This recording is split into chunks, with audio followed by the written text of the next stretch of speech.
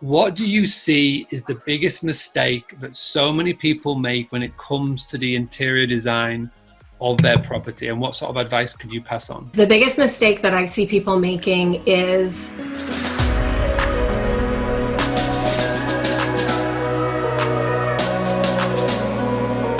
Today, we are going to be talking to Marilyn Taylor, based all the way over in California in USA. And we're going to be talking about interior design and why it is so important for your accommodation business. Do you have a favorite failure, something that you learned? This is something that I did kind of early on with my rental. Is as I improved it, I realized how important photos were. And so I don't think I did it intentionally, but the photos that I took made the house look really, really great.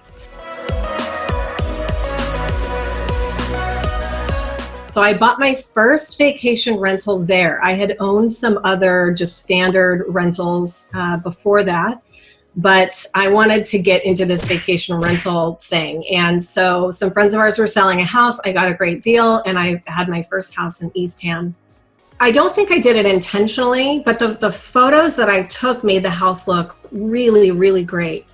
But then what ended up happening is people's expectations were set a little bit too high for what the home actually was.